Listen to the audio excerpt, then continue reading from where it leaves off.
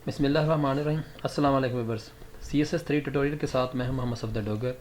Viewers, आज के lecture के अंदर जो टॉपिक हम कवर करेंगे वो वेरी इंपॉर्टेंट टॉपिक है, using div tag. Div tag को हम HTML में अंदर कैसे यूज़ करते हैं और डिव टैग के थ्रू हम एक दो वेबसाइट भी बनाएंगे, और मैं आपको अगले वाले कुछ वीडियो में डिव टैग के अंदर एक कंप्लीट वेबसाइट भी बनानी सिखाऊंगा।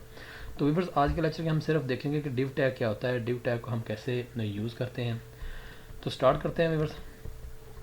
Define A division over section in an HTML document, यानी कि अगर आपने किसी पेज के ऊपर डिवीजन करनी है या उसको कोई सेक्शन डिफाइन करना है HTML के अंदर, तो इसलिए हम क्या यूज़ करते हैं, डिव का टैग यूज़ करते हैं। Visually allow us to make container that can be formatted. अगर आपने विजुअली किसी कंटेनर को फॉर्मेटेड करना है तो उसके लिए भी आपको ये इजाज़त देता है div tag. Can be declare, यानी कि डिव का टैग स्टार्ट करेंगे और उसके बाद जो भी आपने डिज़ाइन वगैरह करनी है, करने के बाद आपको डिव को क्लोज कर देंगे। The HTML div tag is used for defining a section of your document. With the div tag, you can group large section of HTML element together and formatted them with CSS. The difference between the div tag and the span tag is that the div tag is used with the block level element while the span tag is used with the inline element. Viewers, देखें कि इन div tag अकेला, यानी कि अगर आप div tag को अकेले को यूज़ करेंगे तो ये कुछ भी नहीं करता। अगर इसको बगैर आप CSS के बगैर करेंगे तो डिव टैग का मकसद कुछ भी नहीं है। जैसे हमारे पास एक स्पैन का टैग होता है, ये भी समझ लें कि देखें वैसे CSS के बगैर ये कुछ भी नहीं करता, इसका कोई भी इफेक्ट नहीं होता। इसी तरह डिव टैग का भी कोई इफेक्ट नहीं होता। बट जब इसको आप समझ लें कि इसके अंदर CSS यूज़ करते हैं तो ये डिव टैग जो है ना आपके लिए बहुत ज़्यादा कारआमद टैग बन जाता है। जैसे व्यूअर देखें, ये मैंने यहाँ पे एक एग्जांपल करता हूँ आपके लिए। इसको मैं यानी कि सेव करता हूँ, सेव करने के बाद इसको मैं रन करता हूँ तो ये मेरा एक अभी ब्लैंक पेज शो हो रहा है। तो यहाँ पे व्यूअर्स मैं डिव का जो है ना टैग करता हूँ और उसके बाद करता हूँ स्टाइल, और इसका मैं करता हूँ बैकग्राउंड कलर जो है ना ये वाला कर लें, और इसकी मैं विड्थ, और देखें पहले इसका CSS के बगैर करते हैं, पहले CSS के बगैर करते हैं। ये मैंने व्यूअर्स एक डिव का टैग लगा दिया। अगर मैं इसका इफेक्ट देखूँगा तो कुछ भी नहीं हो रहा, पेज के ऊपर कोई भी इफेक्ट नहीं हो रहा।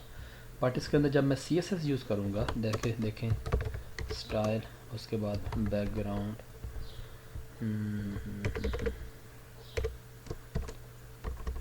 बैकग्राउंड कलर, कोई से बैकग्राउंड कलर सेट कर लेते हैं। उसके बाद मैं इसकी विड्थ जो है ना वो 400 पिक्सल कर लेता हूँ, और उसके बाद मैं इसकी हाइट भी 400 पिक्सल कर लेता हूँ। इसको सेव करते हैं। सेव करने के बाद रिफ़्रेश करते हैं तो ये देखें ये मेरी एक डिवीज़न जो है ना वो क्रिएट होगी। आप इसकी विड्थ को अगर यहाँ पे 700 कर देंगे तो ये देखें आप कहेंगे इसकी विड्थ हो जाएगी। मीन के व्यूअर्स, अगर आप डिव टैग को अकेले को यूज़ करते हैं तो इसका इफेक्ट कोई नहीं होगा, बट अगर इसके अंदर आप CSS यूज़ कर लेते हैं तो ये आपके कारआमद हो जाएगा। व्यूअर्स, आप डिव के अंदर भी मुख्तलिफ डिव्स बना सकते हैं, यानी कि एक डिवीज़न के अंदर भी आप काफ़ी सारी डिवीज़न कर सकते हैं। जैसे मैं यहाँ पे एक और डिव के अंदर एक डिव टैग बनाता हूँ और इसका स्टाइल करता हूँ, उसका बैकग्राउंड कलर जो है ना मैं कर लेता हूँ, और इसकी विड्थ मैं कर लेता हूँ जी 500 पिक्सल्स, और इसकी हाइट मैं कर लेता हूँ 300 पिक्सल्स, और यहाँ पे इसको मैं सेव कर लेता हूँ। सेव करने के बाद रिफ्रेश करता हूँ तो ये देखें एक डिव के अंदर मेरी एक और डिव जो है ना वो बन गई है। ये मेरी आउटर डिव है, ये इसके अंदर एक इनर डिव जो है ना जो बन गई। इसके अंदर मज़ीद अगर आपने कोई डिव बनानी है तो उसके लिए आप यहाँ पे फिर डिव का टैग, स्टाइल, बैकग्राउंड कलर आप इसका कर लेते हैं ये ऐसा, और इसकी विड्थ आप कर लेते हैं जी 400 पिक्सल्स, और इसकी हाइट आप कर लेते हैं 200 पिक्सल्स। इसको रिवर्स यहाँ पे रिफ्रेश करते हैं।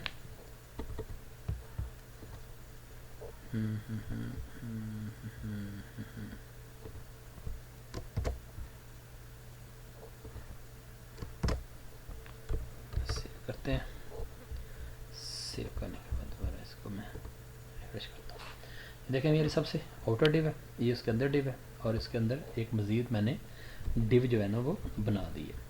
तो व्यूअर्स ये सिर्फ था कि आपने एक डिव को कैसे क्रिएट करते हैं और डिव के अंदर मज़ीद डिव को कैसे क्रिएट करते हैं। अगर आपने यहाँ पे इसको स्टाइलिंग करनी है, ये तो मैंने इनलाइन स्टाइलिंग की, अगर आपने इनर स्टाइलिंग करनी है तो उसके लिए आप इसकी कोई ना कोई आईडी बना दें।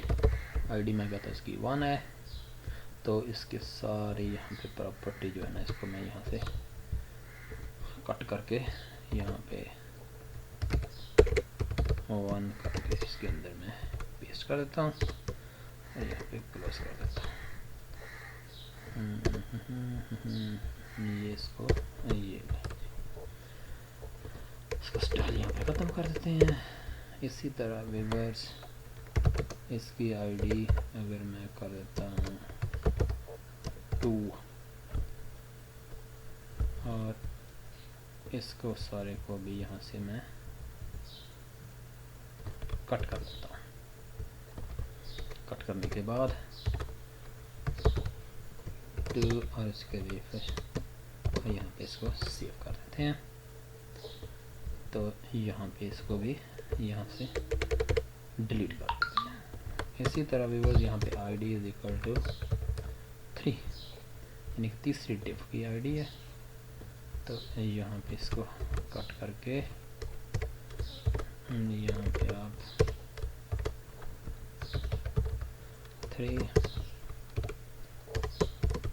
सेव करते हैं और इसको अब यहाँ से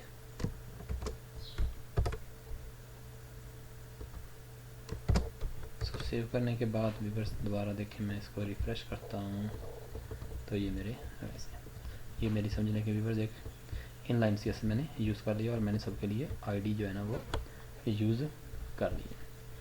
तो ये तो था व्यूअर्स तरीकाकार कि आपने डिव टैग कैसे बनाते हैं। तो आगे आने वाले लेक्चरों में अंदर व्यूअर्स डिव टैग के ऊपर हम काफ़ी सीएसएस अप्लाई करेंगे और कुछ समझने के वेब लेआउट भी बनाएंगे। तो उस वक्त तक नेक्स्ट लेक्चर तक इजाज़त चाहता हूँ। ओके बाय, अल्लाह हाफिज़।